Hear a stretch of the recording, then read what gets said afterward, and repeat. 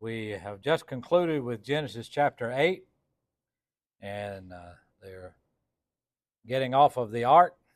God promises that long as the Lord will, in verse 21, will, and 22, while the earth remaineth, that's what it's looking for, seed time and harvest, and cold and heat, summer and winter, and day and night shall not cease.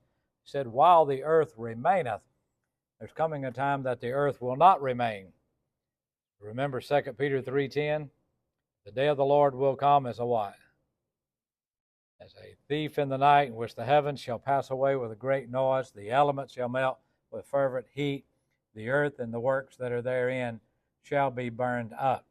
Thayer says that the word burned up means to burn up like chaff.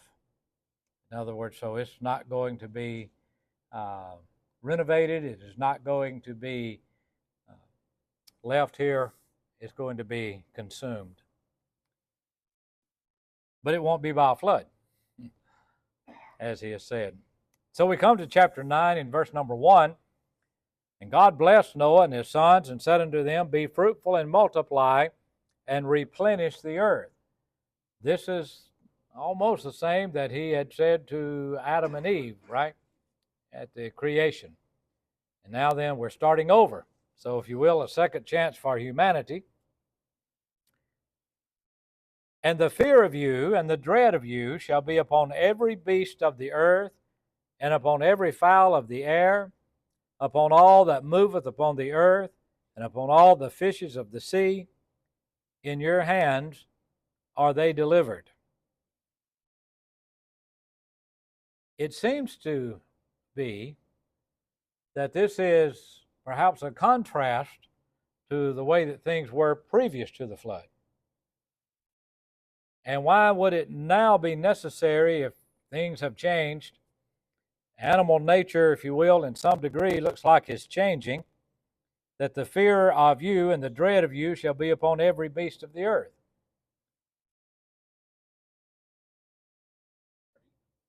Well, they are. They're going to start doing that.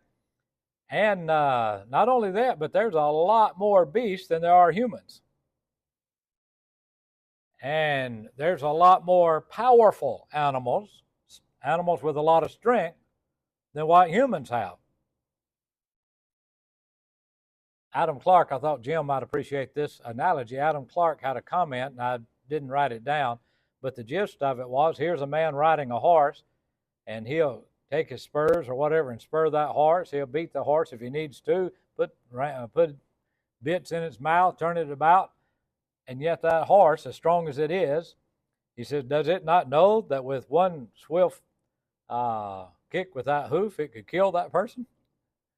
Well, it could. A horse is a powerful animal, but most of the time, animals try to avoid human contact. Most of the time. Unless you get into their territory and they're protecting their offspring, or if you get them backed into a corner, if you step on a serpent or something, then obviously it defends itself. But I know that there are times animals do attack, but generally speaking, animals are afraid of humans, even though they're much more strong and they cower down to us. And so maybe it did not appear that way previously. And so now then, but things are changed and animals are here.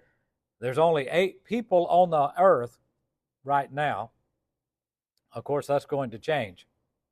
But he also says, verse 3, and I welcome your comments or questions, should you have any.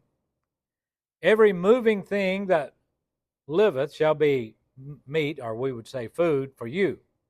Even as the green herb have I given you all things. That again seems to be a change. As far as I can tell, man was not carnivorous. He wasn't eating meat previous to the flood. Others think that maybe he did. Maybe the sacrifices that were offered, part of that, they said, might have been. But we don't have any record of that. And it looks like that there's a change. In other words, why would God have to say that now? if they were always eating these meats. And also, like you said, for the protection not only of man, but I guess protection of animals. Uh, they're not tamed to where you can just kill them unless you raise them.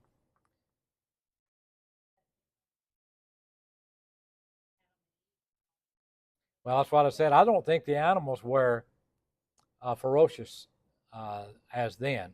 I don't think that they would have harmed mankind. But coming off of the ark, now then, this has changed. And there was no need of the animals to be afraid of man. Man wasn't going to eat them. Like Jim said, man's now going to start hunting them, eating them, using them in a lot of different ways. And I couldn't but think of this. I've got a dog that's half horse. But when he comes up to me, he cowers down. It's like, he'll come way down, like he's afraid of me or something. But I have an idea he could probably take me. I'm not going to let him know that. But have I been beating the dog? No, I haven't. I haven't. But Terry has. Maybe that's what I did. Or maybe they've seen her beat me. I don't know. but he says, I don't want any part of that. So at any rate, but that just seems to be the nature of the dog. And even among animals, there's a, what is it when I'm thinking? Pecking order, I guess, among the animals. Who's the dominant, the alpha male or the alpha, the one who's in lead, and the other was cower down to it. So that seems to have, because I thought of the same thing. Why now? Well, back here, that might even be why you notice when the serpent is speaking with Eve, Eve had no fear of that serpent, evidently. And I think if a serpent were to talk to us today, it'd have to shout at us because we're not going to be close enough to it to carry on a conversation. But be that as it may. So now then, man is going to start eating the animals from Genesis chapter 9 forward. I don't see that they ate any previous to this time, and I don't know that it matters. However, he points out something when you eat meat. He says, and starting in verse 4, but flesh with the life thereof, which is the blood thereof, ye shall not eat. God put a restriction all the way from the time it looks like that man was going to be eating meat or animals, that he was never to eat blood. That carries on even into the pages of the New Testament, doesn't it, in Acts chapter 15. That carried on even into the law of Moses. And so let's go over to Leviticus 17, verses 10 and 11, and we will see that he gives a little bit more detail on this when he's giving the law of Moses. Leviticus 17, starting in verse number 10.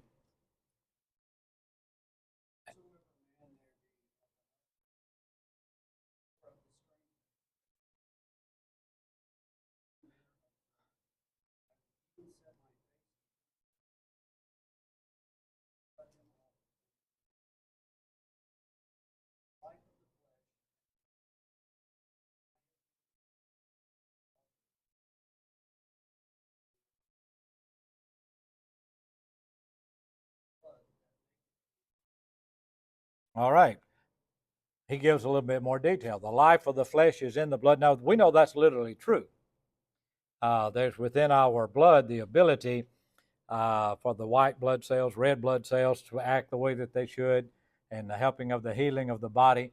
And unfortunately, man didn't always know this, and they practiced a thing called bloodletting, didn't they? And which some people died because they needed that blood in order to help rebuild their system. And as you may remember, the barber shops with the red, white spindle thing that they have on that is there because that was a shop where they would do bloodletting. That's originally where that came from. Of course, it's just decoration now, I think. We don't do the bloodletting. And some people think that maybe George Washington could have died along with some other problems. But the bloodletting from that. And you come down to verse, look, if you will, and read verses 13 and 14, Leviticus 17, 13, and 14.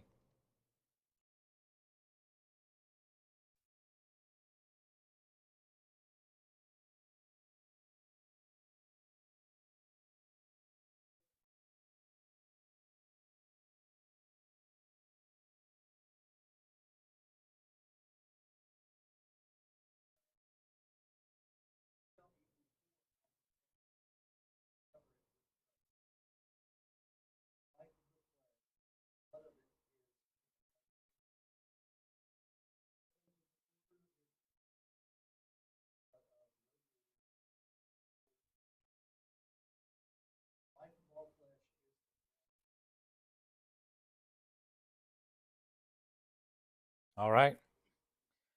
So this was pretty straightforward, that you are not to eat blood. That hasn't altered my diet any. But there are countries, and we go into some of these countries, and they eat blood. They have blood pudding, blood sausages, and things, uh, and they drink the blood. I've seen also on channels where they would tie up a calf or a cow and put a tight rope around its neck so that that vein would pop out to where they could take their arrow and puncture that vein. But what they had done previously, they had milked that cow, and now they mix that with some blood, and then they drink it. Or if they kill a lion, they wanted to drink the blood of that lion. Why would they do that? Why would they drink the blood of a lion? Sip on that. Right. They thought that, okay, I'm getting the strength of this lion here. Well, all of that goes back to superstitions and to idolatry. And God says, no, you don't eat the blood. God was going to use blood for atonement also. And you get over to Deuteronomy, again, it is stated in Deuteronomy 12, verse 23, that they were not to eat of the blood. Interestingly now, Jesus in Matthew 26, 28, in dedicating the New Testament and also for the remission of our sins, he said, this is the blood of the New Testament, which is shed for many for the remission of sins. And so Jesus shed his blood. He gave his life in the shedding of his blood. Of course, he was already dead, but there again, it took the blood of the Son of God for you and I to be able to go to heaven. But we, in Acts chapter 15, when they were discussing whether or not the Gentiles needed to be circumcised in order to be saved, because some brethren had come up from Judea and had taught that they had to do that. Basically, you had to go through the Jewish system to become a Christian. And they said, we taught no such thing, but they were to remain from idolatry and from things strangled. In other words, still had the blood in it. And so that's in Acts 15. And as far as I can tell, that would still be applicable then today. Now, sometimes people worry a little bit about, well, does that mean I can't have my steak medium rare or rare or whatever? The truth of the matter is the blood's already been let out of that animal. And what we're seeing, what we're calling bloody, is really not blood, is it? What is the name for that? What is it? I've forgotten. I meant to look it up again today. I've looked it up several times. And you'll notice it's only in the red meat. What we're having when you see that is the fluid that carries the oxygen through that animal. It's not blood. But it makes red meat the red meat. Then you have the white in the what we call white meat, chicken. You don't have the bloody steak that we look at there. So most animals then, I would say all animals that we're actually eating today have already been, when they were killed, the blood was let out of them. And especially the way that they're probably butchered today, they would bleed out really quick. And so I won't get into the details of all of that. But if you've ever been at a hog killing where they slit the throat of the hog, my dad used to do that. I got to watch it. I didn't get to do it. But anyway, but they've already bled the animal out on that. Laura looked up here. It says that the fluid is a combination of water and a protein called myoglobin. Myoglobin. I can't hardly say the word. Myoglobin. So it's a protein, and it helps carry oxygen, if I'm not mistaken, throughout the body, through the blood vessels. And so it's not really blood that we're seeing. So you can rest, that you can still eat your medium rare, or just put a Band-Aid on it and let it go back out to the pasture if you want to. Not quite that bad, but yeah, I like mine a little. I don't mind the pink in it, but I don't like it just sitting in that. But I guess I could eat it if I had to. And surely your blood of your lives will I require, at the hand of every beast will I require it, and at the hand of man, and at the hand of every man's brother will I require the life of man. And then I'll just go ahead and read the next verse with it. Whosoever sheddeth man's blood, by man shall his blood be shed, for in the image of God made he man. He is teaching then also respect for life here. You can eat the animals, you can kill the animals, don't eat the blood. If you kill something hunting, well, then you're to bleed the animal. But if you don't do that, I'm going to require this of you. You're going to have to give an account. But also, if an animal attacks a human being, that animal is accountable, right? And especially had it been known to get out and the owner did not do anything about it, the owner was accountable for it as well. And so God was very strict. When you get into the book of Leviticus and where he's giving us these instructions, you've got to protect other lives. Even now also, whosoever sheddeth man's blood, it said, by man shall his blood be shed, for in the image of God made he man. That would mean then, especially under this system, as well as under the Old Testament system, and I believe also in the New Testament system, that if you went out and intentionally cold blood, as we call it, killed someone, God said it's going to be a life for a life. Notice he said, by man shall his blood be shed. God could have just struck him dead, but he didn't do that. Man was to carry this out. I find it interesting. Someone open his Bible, if you will, or her Bible, to Acts 25:11. This is where the Apostle Paul is in having to give a defense. He's appealing to Caesar. He's trying to protect his life because he's been falsely accused, as though he were a troublemaker, and all he's doing is preaching the gospel. But he makes a statement here that I think has some implications to it. Someone read Acts 25:11. For if I be an offender, or have committed anything worthy of death, I refuse not to die. But if there be none of these things whereof these accuse me, no man may deliver me into death. Unto them I appeal unto Caesar. All right. So he's having to appeal unto Caesar, but he made an observation here. He said, if I have done anything what? Worthy of death. It looks like to me then that the Apostle Paul, by inspiration, is saying that there are people who commit some crimes that would be worthy of death. And this is New Testament. Now, I would not want to be involved in any of that whatsoever, if it's pulling the switch or the firing range or whatever it is. But there were times there are people who have to do that in the death penalty. And many do not appeal to the Bible, but some would say that it's against God's word. God says, thou shalt not kill. Well, literally, thou shalt do no murder is what he's talking about. So it's not murder when people have gone through a trial and the verdict has been rendered. It is then God, through man, working vengeance. It's not man taking vengeance. It's interesting that people will quote Romans chapter 12, vengeance is mine, I will repay, saith the Lord. And they say, so in the New Testament, vengeance belongs to God. But what they don't realize, that's a quote from the Old Testament. It's found in the New Testament, but he's quoting the Old Testament. And there's no doubt that the Old Testament commanded at times capital punishment. I do believe that we find there were cases where people, though, would not be put to death, even though they had taken the life of another.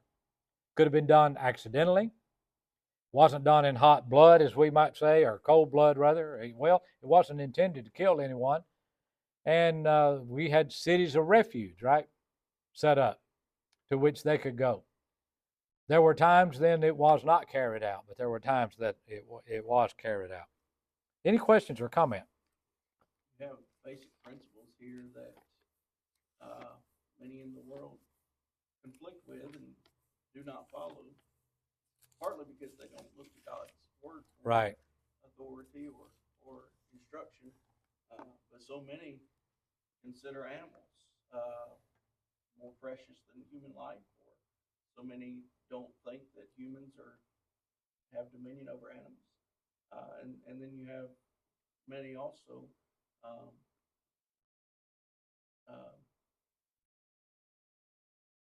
what we were just talking about, the death penalty. Many are Right. entirely against it because they don't think anybody deserves to die. It seems like oftentimes that's in defending the one who's probably put someone else. Right. I was going to say that also applied when that person took this other person's life, but should not put them to. I've also found it to be the case in a lot of times the people who are against capital punishment carry, and there again, I'm not bloodthirsty. I'm not wishing anybody to die, but at the same time, the people who are opposed to that will be for abortion. And I find that strange then. And in our country, we had for a long time, if you killed somebody, you could be tried, and she was pregnant, you could be tried for 2 murders. But yet she could go to a doctor, and a doctor could abort that baby, and it's not murder. That's a conflict, isn't it? It doesn't make sense to me that it's either alive or not alive. And I've always said if it's not alive, you wouldn't have to kill it. Right? Well, Romans chapter 13 also, and when he's telling us to be obedient to the government,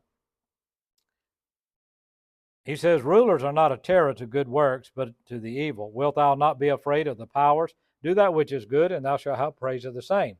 Notice verse number 4, talking about when an officer of the law or the government is acting.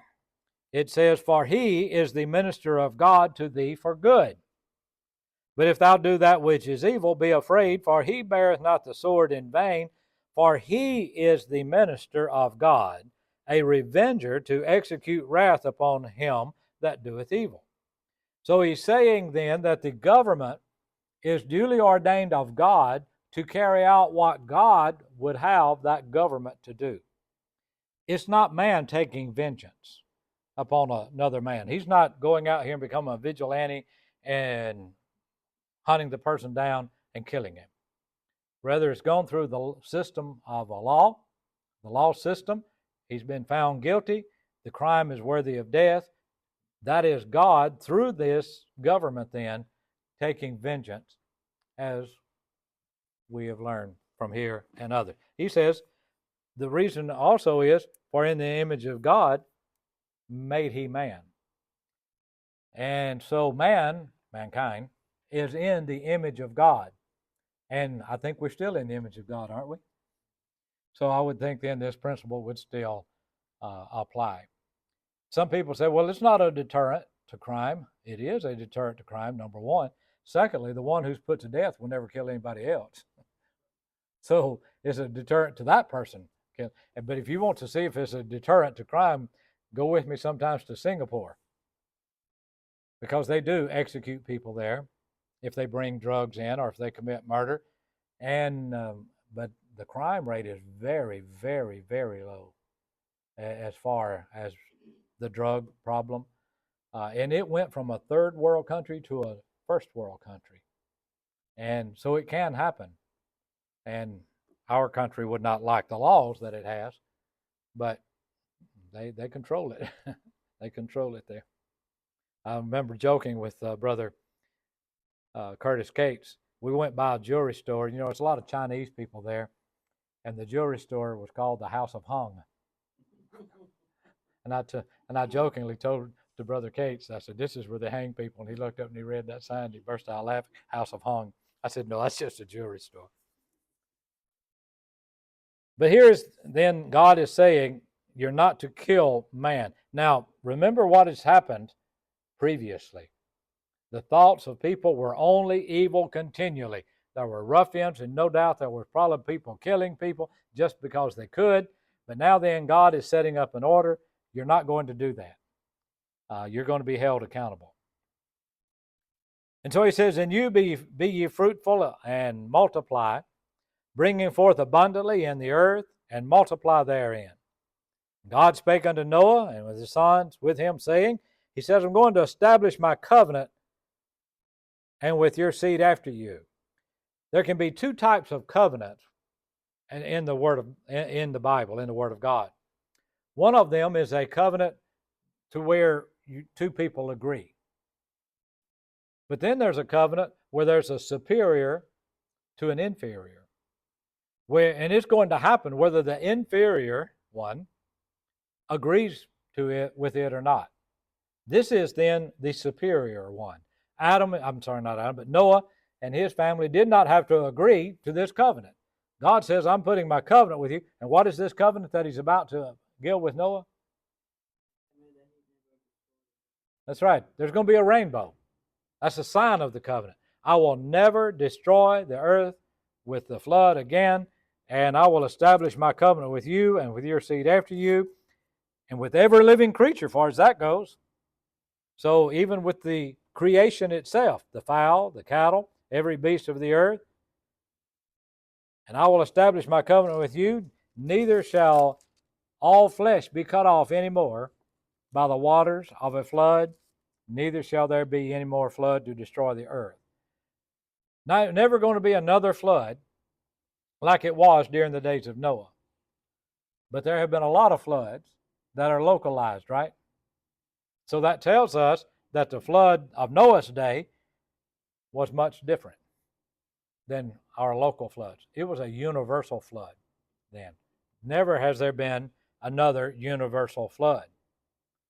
He said, "I set my bow in the cloud, and it shall be a token of a covenant between me and the earth." God says, when I see that rainbow, I call it a rainbow, God just calls it a bow. When I see the bow, I will remember. Well, it's not like he has forgotten, but it's just he will remember the earth with kindness. So God is being very gracious here, isn't he? And God is being gracious to Noah. And not only that, but, I think others need to, they're going to walk around in fear the rest of their lives. Is God going to do this again? I think God's got their attention, obviously. But God says, "No, I'm never going to destroy this earth like this again with the flood." By the way, what are the colors of the rainbow? Well, how can you remember them? Roy G. Biv, right? And so, what is that? Red, orange, yellow. G is green. Biv is blue, indigo, and then violet. Roy G. Biv. And so, easy way to remember that, I suppose. Colors of the rainbow. By the way, had it rained on the earth previous to the flood? Indications are maybe it has not.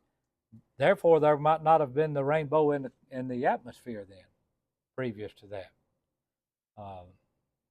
And so where the light is sunlight's going through the various particles, basically a prism where you see the colors of the rainbow. And today, I think every time I see a rainbow, I remember this. And we see them; they're very beautiful, aren't they? And sometimes get to see the full rainbow or the whole rainbow as well. So, and the sons of Noah that went forth of the ark were Shem and Ham and Japheth. And it mentions that Ham is the father of Canaan.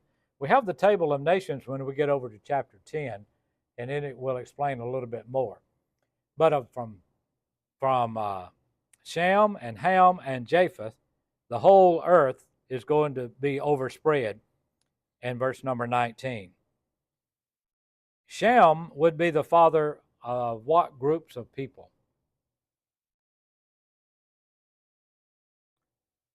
We will study, or I don't know, we're going to study chapter 10 a lot. We might mention some things. Actually, the Hebrews will come from from Shem, and maybe a few others as well. So basically, the Jews, when you think about it. Semitic. I'm wondering if it doesn't go back to Shem as well. And then Ham would be Canaanites, Africa, Ethiopia, that region, along with parts of Europe as well. But Japheth would be the Europeans and North America. Most of us, and so probably a lot of our ancestors then, we would think, probably my ancestors anyway, if you could trace it back far enough, would have come from Japheth.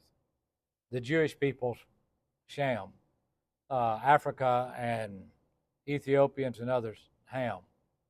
But you know what? That reminds us that we all go back, Acts 17, to one blood. To one blood. All the way back. No matter what our ancestry is, we all had the same start, right? Noah, Shem, Ham, and Japheth. So from that family, then all humanity would go. But you know what? There's been so much intermingling of races that, I don't know, some of you may have sent off and tried to find out where you came from. But I've not. I don't know if they can really tell that or not, to tell you the truth. That I don't know. By the way, I don't think they can tell from blood necessarily what your ethnicity is, right? What race you are. They just know if you're human or not from that. I don't know. Unless there's something in the blood that is peculiar to a particular ethnic group that has a type of a disease more than others. Sickle cell anemia. That's one that shows up among some ethnic groups more than others. They could guess that it might be. So I don't know how accurate those things are. But I came from Toccopola. I don't know where y'all came from. I'm sorry? You drove through that? And I was like, there's Toccopola. And I was No, like, she drove the highway. On the And I you saw saw the the sign. sign, yeah. Yeah. Well, you should save up and go there sometime. Save your money and go there. I knew where I was at. Well, I've told you before that now they put both city limit signs on one post because it's so small. I think it's got a population about maybe a little less than 200 there. But anyway. And Noah began to be a husbandman, and he planted a vineyard, and he drank of the wine and was drunken. And he was uncovered within his tent. And Ham, the father of Canaan, saw the nakedness of his father, and told his two brethren without. And Shem and Japheth took a garment and laid it upon both their shoulders, and went backward and covered the nakedness of their father, and their faces were backward, and they saw not their father's nakedness. Stop there for just a moment. Some people will say, well, you know what? Noah, now after all of this, he's become a farmer. He's a husbandman. He's growing. And most likely he did not know that he would get intoxicated. That's being pretty generous, isn't it? Because Noah is not a young man here. He's got to have known, no doubt, what I would think he would have, the effects of drinking alcohol would have produced. Wine is a mocker, and strong drink is raging, and whosoever is deceived thereby is not wise, said Solomon in Proverbs chapter 20 and verse number 1. And so basically, the Bible just tells us the bad as well as the good, right? That's one thing about the Bible, it's impartial. No matter, he may be a man after God's own heart, but when he's done wrong, sometimes it's told us it's done wrong. Noah did wrong here. He drank wine and became intoxicated to the point that he's unclothed and he's laying there passed out, basically, drinking. And we find that Ham sees him, and rather than doing anything about it, to try to cover up the shame of his father, he goes and he tells his brothers. And so the two other sons come, and out of respect for their father, even though he was in a drunken stupor here, they cover him. They don't make fun of him. They don't go evidently and tell other people. And I've thought about this, and I thought about gossip. Because Ham did something that was wrong here. And sometimes we can be quick to spread some things that, oh, did you see such and such? Did you know such and such? And we have such open media today where we can do a lot of damage in just a little bit of time, can't we? And we cannot correct it after it is done. And we're going to see let me just read this, and then we'll probably have to break. And Noah awoke from his wine, and knew what his younger son had done unto him. And he said, Cursed be Canaan, a servant of servants shall he be unto his brethren. And he said, Blessed be the Lord God of Shem, and Canaan shall be his servant. And God shall enlarge Japheth, and he shall dwell in the tents of Shem, and Canaan shall be his servants. And Noah lived after the flood 350 years, and all the days of Noah were 950 years, and he died. This is some difficult passages here. First of all, it doesn't say cursed Ham, it says cursed be Canaan. Canaan has not done anything at this point in time. So I don't think that this is an outburst of anger toward Canaan from Noah. I think that this is just a promise of what's going to happen. Canaan is going to do things that bring its downfall, if you will, on its own. This is the type of people that descended from Ham, the Canaanites, when we read their idolatry, and ultimately God's going to drive them off of that land that they are, and Israel, descendants of Shem, will occupy that land. But here we find that Noah, in that drunken stupor, we find that Ham, rather than doing anything about it, goes and tells the brothers, and then they come and they cover him up. They did the honorable thing. I'm not going to read any more into this than what is said right here. There are some commentators that want to suggest that there was some immorality that went on here, but I don't read that. I don't see that at all in here. And so I'll just leave it like it was. I see the sin of Noah in that he got drunk, and I see the sin of Ham in that rather than respecting his father, even though he was in a drunkenness, and rather than covering up, that he goes and not doing anything about it and goes and tells others. And so I think that the others just kind of the way it was going to be. As one of Mr. Concrete used to say, and that's the way it is.